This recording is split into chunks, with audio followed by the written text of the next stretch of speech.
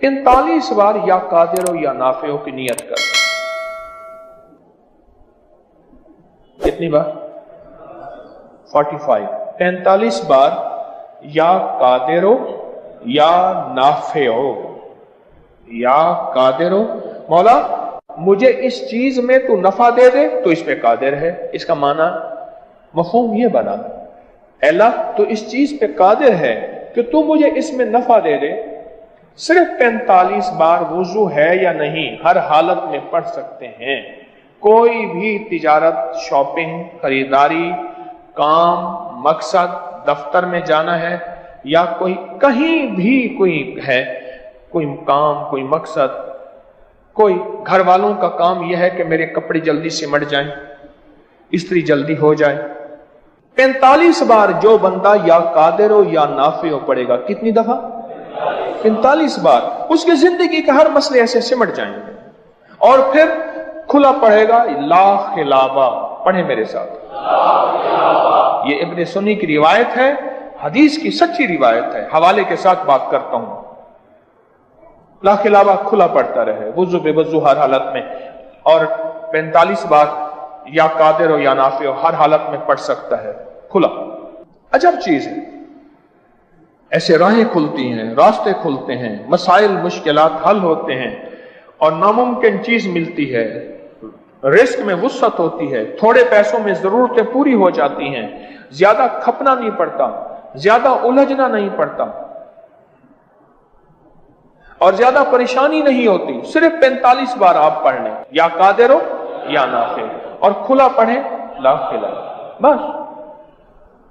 खास तौर पे जो आप किसी खिदमत को सर अंजाम देना चाहते हैं, आप किसी मिशन को, किसी काम को, किसी मुहिम को, किसी खरीदारी को, या कोई चीज बेचने को, खरीदने को, कोई भी जिंदगी काम है, ये पढ़ लें।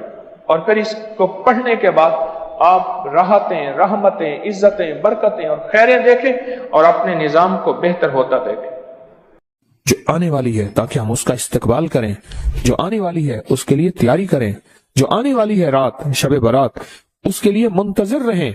और एक बात याद रखिएगा, शबे बारात के लिए शोर शराबा करना, शबे बारात के लिए बहुत बहुत ज्यादा हंगामे, पटाखे और आतिशबाजी, वो शबे बारात तो एक रात ऐसी है, बारात के माने है निजात,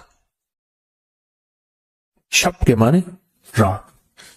मुसीबतों से निजात, परेशानियों से निजात, कर्जों से निजात, दुखों से निजात, गमों से निजात, हालात की गर्दिश से निजात, मुसीबतों से निजात, रूहानी मसाइल से निजात, जिस्मानी मसाइल से निजात, जादू से निजात, जिन्नात से निजात, नजर बद से, जालिम के जुल्म से, जफा से, खता से, मासियत से, मुसीबत से निजात, मासियत से निजात। ये तो शबे बारात है, शबे बारात तो निजात है इसकी। सोचें उसमें क्या करना है। और अबकरी ने आपके हाथ में कोई कागज दिए हैं? ये कागज आप इसको सोचें, पिछले दर्स में दिए। ये कागज किसके पास नहीं है? जिसके पास नहीं है वो देखे, मुस्तकबालिया पे पढ़ा है, खवातीन भी मर्द भी। इस कागज को गौर से पढ़ें कि शबे बारात में जो 15 शाबान में होना क्या है और कौन कौन से रूहानी पैकेज पिछले साल हुए थे, कौन कौन से रूहानी पैकेज पिछले साल हुए थे और लोगों के बख्त और नसीब और मुकद्दर पर गए, कामयाब हो गए। ये आपको जो पैकेज दिए हैं, इस जो ये 15 शाबान को, और ये आपको मिले हैं, बड़ी कीमती चीजें हैं। ये कागज पढ़ें, इसको फिर देखें। हजरत खज़र अलैहिस्सलाम का तोहफा मिलेगा, नीले धागे की शमीस या मर्द के लिए बुनियान, के नीले धागे को, हमारी जिंदगी, नीले कपड़े को, नीले रंग को हमारी जिंदगी के साथ क्या दखल है, क्या दखल है, क्या दखल है। और रूहानी जानिसारों की अलविदाई दुआ, और ये एक डिबिया है, इसमें एक खास कंकर है, इसको सिर्फ बस तवे पे रख देना है। इसमें खास नक्श बने हुए हैं और बड़ी मेहनत की हुई है। ये देखें, کہاں کہاں بھاگ دوڑ کر کے تسبیح خانے کی خدمت والے، میں بھی اس میں شامل، کہاں بھاگ دوڑ کر کے کون سی چیز کہاں سے بنواتے ہیں، کون سے نقش کہاں سے چھپواتے ہیں اور اس کے اوپر اس کو پرنٹ نقش کرواتے ہیں جو اندر سٹیل کے اندر چلے جائیں۔ آپ خود سوچیں، یہ سفید کپڑے کا عمل اور چھری کا عمل ہے، بہت کمال عمل ہے۔ یہ پچھلے سال بھی دیا، ہفتہ نہیں گزرا اور لوگوں کے نتائج اور لوگوں کے ریزلٹ اور لوگوں کی دعائیں اور لوگوں کی جھولیاں اٹھا کے کہ بھلا ہو آپ کا، کہ آپ نے ہمارے ساتھ کیا بھلا کر دیا، کیا مہربانی کر دی، اتنا آپ نے ہمارا بھلا کر دیا۔ لوگوں کی دعائیں شروع ہو گئیں اور دنیا میں یہ عمل پھیلا، اور یہ آگے چھری کا اور سٹیل کا عمل ہے، پلیٹ کا عمل ہے، سٹیل کی پلیٹ کا عمل ہے۔ اب ایک کام کریں، چھری اور پلیٹ دو چھریاں ایک پلیٹ دو، اور یہ ڈبی اور یہ کپڑا اور یہ کاغذ، یہ ساری چیزوں کا ریٹ بازار سے لگوائیں گے، دیکھیں کتنے کا بنتا ہے۔ ابکری والے کتنا کما رہے ہیں، ذرا بازار سے اس کا ریٹ ضرور لیجئے گا کہ ابکری والے اس کو بیچ رہے ہیں، کتنی تجارت ہے یا کتنی زیارت ہے یا کتنا نفع ہے، بازار سے پوچھئے گا۔ ایک چھری کتنے کی ہے، ایک پلیٹ کتنے کی ہے، ایک کپڑا کتنے کا ہے، پھر اس کی پرنٹنگ کتنی کی ہے، پھر پلیٹ کے اوپر لیزر پرنٹ ہے، وہ لیزر پرنٹنگ کتنی مہنگی ہے، ڈبیوں کے اوپر لیزر پرنٹنگ کتنی مہنگی ہے، نقش چھپے ہوئے ہیں، چھریوں کے اوپر لیزر پرنٹنگ ہے، نقش چھپے ہوئے ہیں۔ بازار سے پتہ کر لیجئے گا، بعضوں کا دل ہے اندر شیطان کوئی کروٹ لے لیتا ہے وسوسے کی، شک کی، بدگمانی کی۔ ابھی سے تیاری ہے کہ شب برات آ رہی، اور میں نے برات کے معنی کیا ہے، نجات کے۔ میں نے انشاءاللہ اس رات کو اللہ اس کے حبیب کے جو وعدے ہیں نا، اللہ اس کے حبیب کے جو وعدے ہیں، ان وعدوں کو انشاءاللہ لینا ہے، اور ان وعدوں کی برکتیں لینی ہیں، اور ان وعدوں کی خیریں لینی ہیں، جہنم سے نجات، قرضوں سے نجات، نحوست، ظلمت، اس سے نجات، بے برکتی سے نجات، اور میرا کاروبار برباد ہو رہا یا میرا گھر پریشان ہے اس سے نجات، ان چیزوں سے نجات ہے۔ حدیث میں آتا ہے، صدیق اکبر رضی اللہ تعالیٰ عنہ فرماتے ہیں کہ جب ماہ شعبان کی 15ویں رات آتی ہے، اللہ جل شانہ آسمان دنیا پہ تشریف لاتی ہے، پہلے آسمان پہ نیچے آ جاتے ہیں، اپنا تخت لاتے ہیں، سوائے مشرک کے اور کسی سے بغض اور اناد رکھنے والے کے، باقی سب کو معاف کر دیتے ہیں۔ بغض اور اناد رکھنے والا کسی سے اگر ہے بھی، بیٹھے بیٹھے معاف کر دو، بیٹھے بیٹھے دل صاف کر دو، بیٹھے بیٹھے معاف کر دو، بیٹھے بیٹھے دل صاف کر دو۔ اللہ تعالیٰ سب کو معاف کر دیتے ہیں۔ اور عائشہ صدیقہ رضی اللہ تعالیٰ فرماتی ہے، میرے آقا نے اس رات میں اتنا لمبا قیام اور پھر آپ نے سجدہ فرمایا، حتیٰ کہ میں نے آپ کا انگوٹھا مبارک پکڑ کے دیکھا کہ شاید آپ اس دنیا سے رخصت ہو گئے۔ نماز سے فارغ ہوئے تو آپ نے پوچھا، عائشہ کیوں؟ میں آقا، آپ فرمائے یہ 15ویں شعبان کی، یہ شعبان کی 15ویں رات ہے، اللہ پاک شعبان کی 15ویں رات اپنے بندوں پہ جلوہ گر ہوتے ہیں، اور مغفرت مانگنے والوں کی مغفرت، رحم مانگنے والوں پہ رحم، مغفرت مانگنے والوں کی اور رحم مانگنے والوں پہ رحم، اور جس پہ رحم آ گیا تو اس کے تو کام بن گئے، دولت اسی کی، رزق اسی کا، صحت اسی کی، سجدے اسی کے، دعا اسی کی، کرم اسی کا، فیض اسی کا، عطا اسی کی، شفقت اسی کی، جس میں رحم آ گیا۔ لیکن فرمایا جو کسی سے حسد کرتا ہے، بغض کرتا ہے، عناد کرتا ہے، اور کسی اس کے بارے میں فرماتے ہیں اللہ کہتے ہیں اس کو چھوڑ دو، اللہ کہتے ہیں اسے چھوڑ دو۔ پھر شعبان خود، یہ مہینہ خود اللہ سے فریاد کرتا ہے۔ عجیب بات سنیں غور سے، یہ مہینہ خود اللہ سے فریاد کرتا ہے، اے اللہ آپ نے مجھے 2 عظیم مہینوں کے درمیان رکھا، کون سا؟ پیچھے رجب ہے، آگے رمضان ہے، میرے لیے کیا چیز ہے؟ اللہ فرماتے ہیں میں نے تیرے اندر قرآن کی تلاوت رکھی ہے، بس تیرے اندر سب کچھ یہی ہے۔ اور پھر فرمایا کہ اس کو لیلۃ المبارک کہتے ہیں، 15 شعبان کو۔ فرمایا برکت والی رات ہے، اور رات میں کثرت کے ساتھ خیر اور بھلائی پائی جاتی ہے، کثرت کے ساتھ خیر اور بھلائی پائی جاتی ہے۔ اور علامہ امام فخر الدین رازی فرماتے ہیں اس رات میں اللہ پاک جل شانہ فیصلے فرماتے ہیں، زندگیوں کے، موت کے، مقدروں کے، وقت کے، نصیب کے، رزق کے فیصلے فرماتے ہیں۔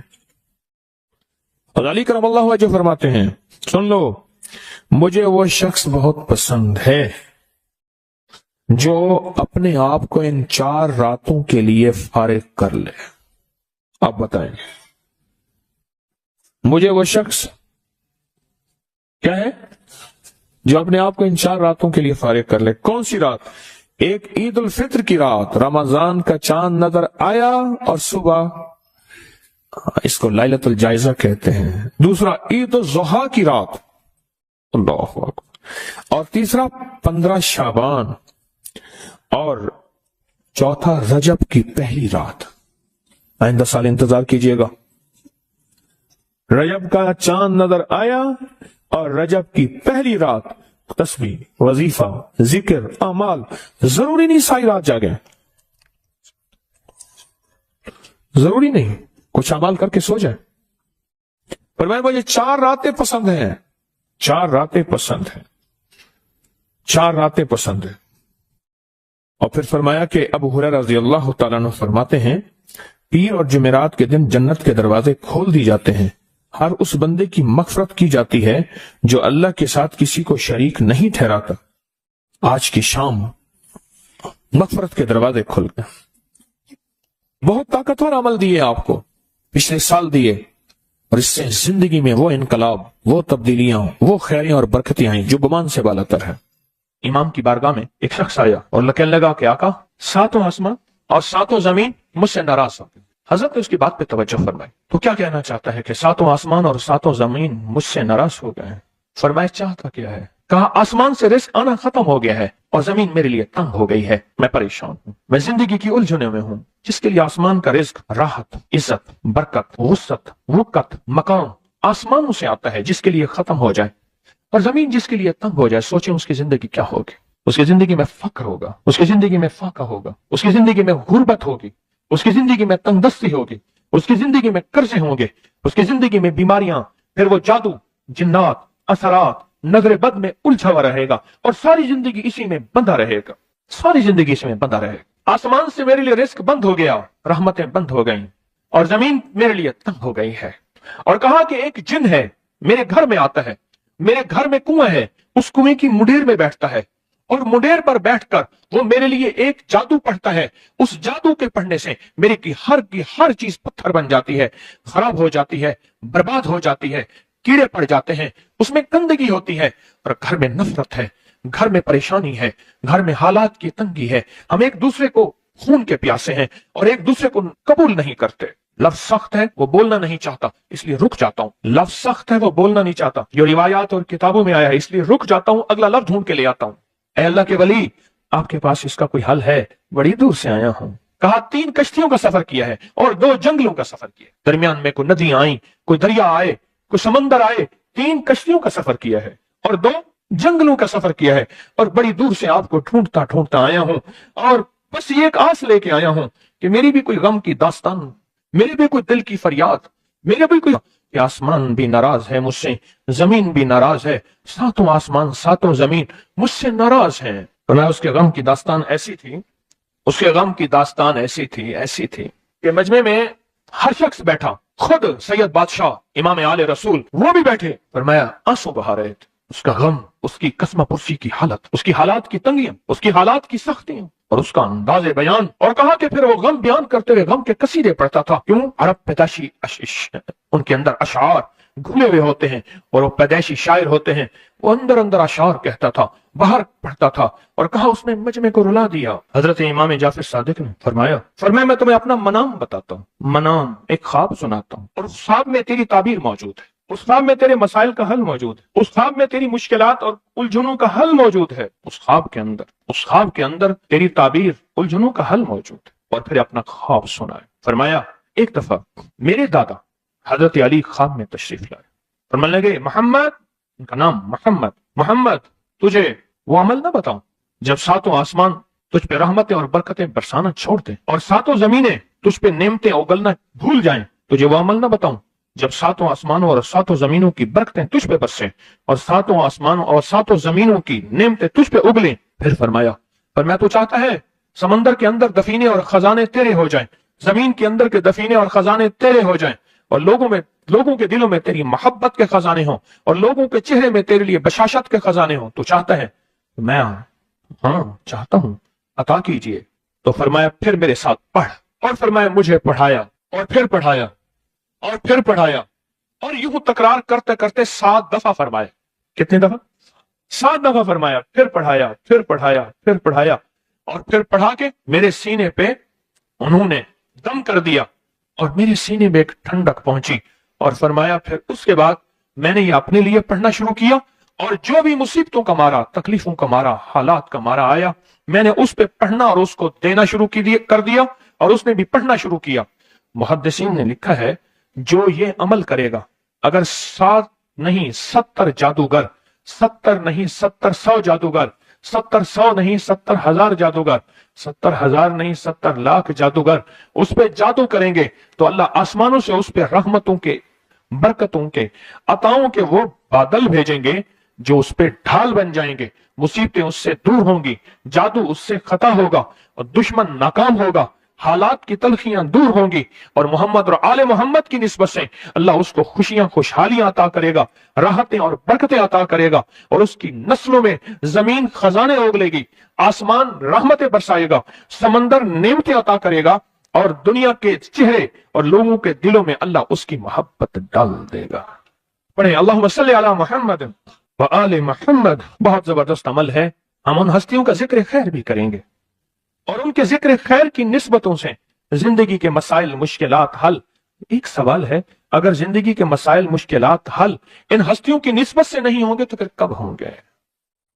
ان کی نسبتیں، جن کی نسبتوں کو ہم ہر نماز کی التحیات میں پڑھتے ہیں، جس کو ہم درود ابراہیمی کہتے ہیں، ہم کہتے ہیں کہ یہ درود ابراہیمی وہ درود ابراہیمی ہے جو سب درودوں سے اعلیٰ بھی ہے، افضل بھی ہے، باکمال بھی ہے، بے مثال بھی ہے، اور روایات اور کتابوں سے ثابت بھی ہے اس درود پاک کے بارے میں۔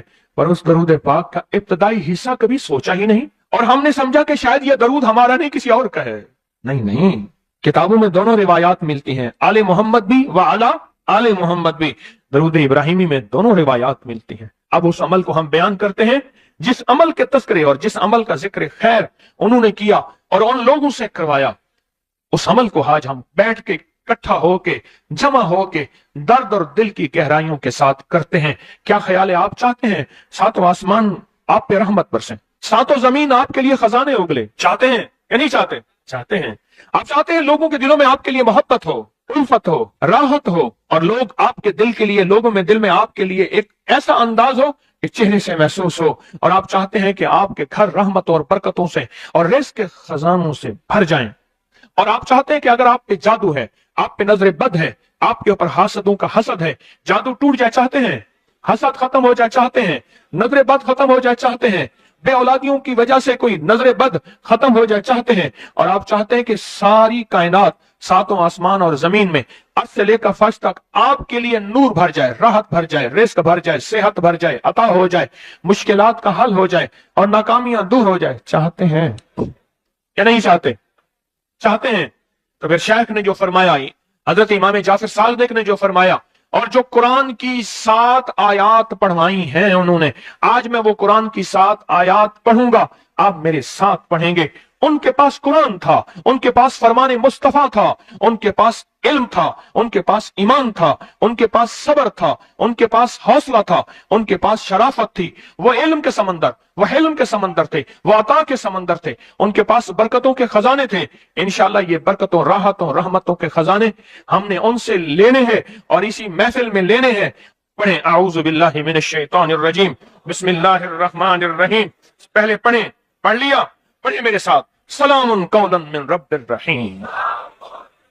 یہ اصل میں حضرت امام جعفر صادق نے قرآن میں 7 سلام ہیں۔ کتنے سلام ہیں؟ کتنے سلام ہیں؟ 7 سلام ہیں، اور یہ 7 آسمان ہیں، اور یہ 7 زمین ہیں، اور طواف کے 7 چکر ہیں، ہفتے کے 7 دن ہیں، 7 کی عدد کے ساتھ کائنات کا نظام ہے، کائنات کا نظام ہے 7، اس کے ساتھ کائنات جڑی ہوئی ہے۔ قرآن کی کتنی منزلیں ہیں؟ 7۔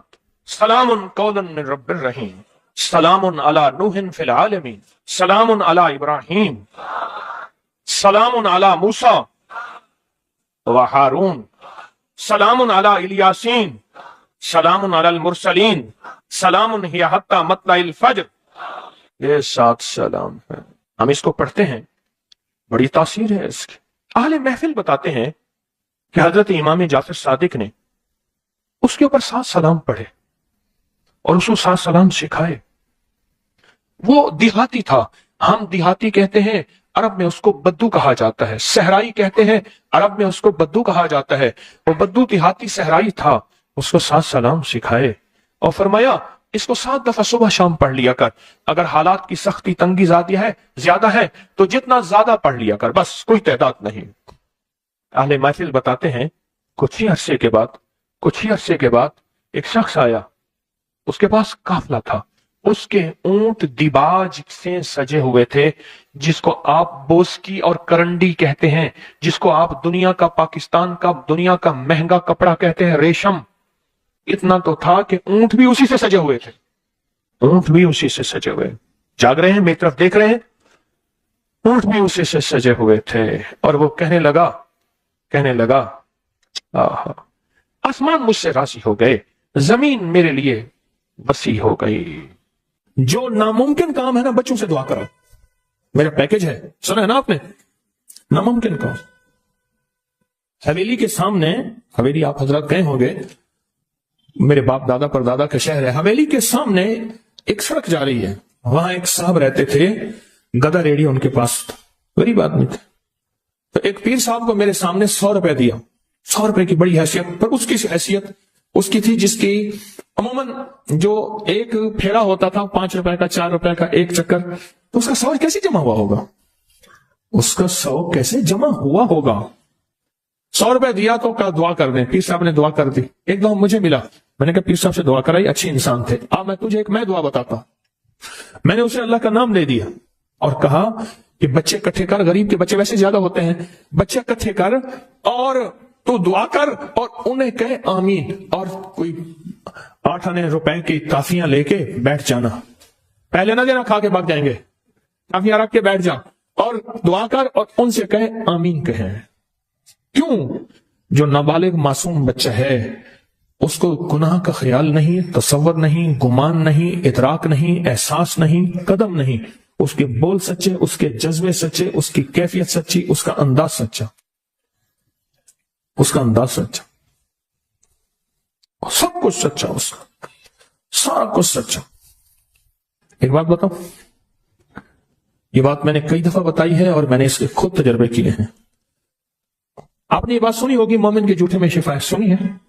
میں بچوں کا جھوٹا پیتا ہوں اور جس بیماری کی نیت پر کر کے پیئیں ٹھیک ہو جائے گی۔ بچے سے بڑا کوئی مومن ہے؟ بولے، بچے سے بڑا بھی مومن ہے؟ بچے کا جھوٹا اس تھوڑا سا پلا دے اور پھر اس کی تھوکے بھی جائیں گی، ان کی تھوکے بھی جائیں گی، اسی جگہ منہ لگا کے پیئے۔ مومن کے جھوٹے میں شفا ہے، شفا ہے، میرے آقا نے فرما دیا، بس ختم، مجھے کسی دلیل کی ضرورت نہیں ہے۔ میں نے کئی لوگوں کو بتایا جو بیماری، کوئی روگ، کوئی جسمانی بیماری، کوئی روحانی بیماری، کوئی روحانی روگ، کوئی جسمانی روگ، اگر کوئی ایسا ہے بھی صحیح، اس جگہ منہ لگا کے پیئے، منہ لگا کے پیئے۔ مومن کے جھوٹے میں شفا، بڑے زبردست اس کے ریزلٹ ہیں اور بہت زیادہ نتائج ہیں، مستقل مسلسل پیئے۔ اور یہ ہے کہ جب بچہ رو رہا ہو نا، جب بچہ رو رہا ہو اس وقت اللہ سے تعلق قائم کریں اور اس وقت اللہ سے راز و نیاز کریں، کیونکہ اللہ کو بچے کا رونا جو ہے اس کی اداؤں میں فرمایا 2 چیزیں اگر نہ ہوتی، غور سے سنیے گا، ایک حدیث کا مفہوم عرض کر رہا ہوں، ایک بچے اور ایک بے زبان جانور، بچے اور اگر یہ دو چیزیں نہ ہوتی اللہ تمہارے اوپر بارش کا ایک قطرہ نہ برساتا، رزق نہ ملتا، جتنی خطائیں ہیں، جتنی نافرمانیاں ہیں، زمین تانبے کی بن جاتی، ہر چیز ختم ہو جاتی۔ اللہ پاک ان دو کی وجہ سے رزق دیتا ہے، ان دو کی وجہ سے، ان دو کی وجہ سے اللہ رزق دیتا ہے، ان دو کی وجہ سے۔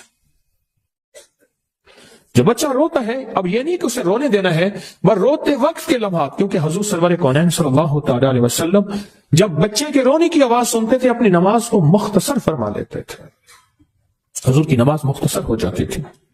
تو بچہ جب رو رہا ہے، میں کہ اس بچے کے روتے ہوئے جو دعا مانگے قبول ہوتی ہے۔ اور اگلی بات فرمایا جو بچے کے آنسو گر رہے ہیں نا، ان آنسو کو کسی درد والی جگہ پہ لگائیں۔ اور میں نے کئی دفعہ آنسو لے کے نا ہاتھ پہ مل کے جیسے کریم تیل لگاتے ہیں، ایسے چہرے پہ کہا اللہ اس چہرے کو دنیا آخرت کی رسوائیوں سے، ذلتوں سے اور قیامت کی ذلت سے بچانا۔ جب فرشتوں کا ہاتھ بڑھے اور چہرے پہ منہ کے جبڑے پہ پکڑ کے گھسیٹے، بچے کے آنسوں کی بڑی طاقت ہے۔ شاہ عبد العزیز محدث دہلوی رحمت اللہ علیہ کے پاس ایک شخص آیا اور کہنے لگا کہ میرے پاس ایک فقیر مانگنے والا آتا تھا، میں اس کو پیسہ دے دیتا تھا جو بھی تھا، پھر آتے آتے وہ میرے پاس کچھ پیسے رکھ کے جاتا تھا امانت دار سمجھ کر، پھر بہت قریب ہو گیا، پھر بس بہت پیسے رکھ کے جاتا تھا جو مانگتا تھا، پھر اٹھا کے لے جاتا تھا اور وہ کہتا تھا میں کسی پرانے کھنڈر ہے وہاں رہتا ہوں اور اس میں میں نے پیسے دفن کیے ہوئے، مجھے بہت اس سے محبت ہے۔ سکے ہوتے تھے پہلے، کاغذ والے روپے تو ہوتے نہیں تھے، اور کہا کہ مجھے بتاتا تھا فلاں جگہ رہتا ہوں، آج تک میں گیا نہیں۔ کچھ دنوں کے بعد بہت عرصہ آتا رہا، پھر کچھ دنوں نہیں آیا، تو میں سوچا کہ بیمار ہو گیا کیسے، تو کہا کہ میں پھر ڈھونڈتے ڈھانڈتے گیا اس کھنڈر میں، تو وہ بیمار پڑا تھا، میری آہٹ سن کے میں نے اسے کہا، تو کہا میرا آخری وقت ہے، مجھے مال سے بہت محبت ہے، میں نے پیسہ کر کے جمع کیا ہے، یہ جتنا میرا مال ہے یہ ساتھ یہ جگہ ہے جہاں میں نے دفن کیا ہوا ہے، جب ایسا کرنا مجھے دفن کرنا، یہ مال میرا ساتھ رکھ دینا چپکے سے، وعدہ کر۔ میں نے وعدہ کر لیا اور کہا کہ یہ دیکھ اس مال میں سے ایک پیسہ خرچ نہ کرنا، میرا کفن بھی تم جیب سے دینا، میرے مال میں سے خرچ نہ کرنا۔ میں نے وعدہ کر لیا، کفن دے دیا، دفن کر دیا اور چپکے سے اس کا مال اس میں رکھ دیا، چپکے سے اس کا مال اس میں رکھ دیا، اور کہا کہ جب جو ہے وہ واقعہ ختم ہو گیا، کچھ عرصے کے بعد ایسا ہوا میرے اوپر حالات تنگ ہو گئے اور بندش، حالات تنگ، پریشانیاں، مشکلات، مسائل، اور اتنا کہ میں روٹی سے بھی تنگ ہو گیا، پریشان ہو گیا۔ ایک دن میرے خیال آیا کہ کئی سال ہو گئے اس کو دفن کیے، اس کا مال کس کام کا، اس کا مال نکال کے لے آؤں، استعمال کروں۔ رات کو گیا اس کی قبر کو کھودا تو دیکھا تو اس کی ہڈیاں پڑی تھی، اور اس کا جتنے بھی مال، اس کا پیسہ تھا، سارا ہڈیوں کے اوپر ایسے بکھرا ہوا تھا اور سرخ تھا۔ کہا کہ مجھے مال کی طلب تھی، میں نے ایسے ہاتھ ڈالا تو میرا ہاتھ جل گیا اور میں بس چیختا چلاتا قبر بند کر کے آیا ہوں۔ اب یہ ہاتھ ہر وقت میری آگ ہی آگ ہے، اس کو پانی میں رکھتا ہوں اور تکلیف میں رکھتا ہوں اور دہی میں رکھتا ہوں، آگ ہی آگ، کوئی ایسا طریقہ۔ اب دیکھیں درویش کا وجدان دیکھیں، تو انہوں نے فرمایا کہ میرا اللہ کہتا ہے کہ آنسوں سے تو جہنم کی آگ بھی بجھ جاتی ہے، اللہ کے لیے رو، جب رو وہ آنسو اس ہاتھ کو لگا، اللہ کے لیے رو، جب رو تو اس آنسو اس ہاتھ پہ لگا، فرمایا کہ وہ آنسو اس ہاتھ پہ لگائے گا، تیری جہنم کی آگ ہے یہ بجھ جائے گی۔ اور کہا ایسے ہوا، رویا بہت زیادہ اللہ کے لیے، آنسو لگائے اور وہ آنسو سے اس کی ہاتھ کی تکلیف ختم ہو گئی۔ یہ جو بچے کے آنسو ہیں یہ بڑے دکھوں کا علاج ہے اور بڑے دردوں کا علاج ہے اور بڑی مشکلوں کا علاج ہے اور بہت زیادہ مسائل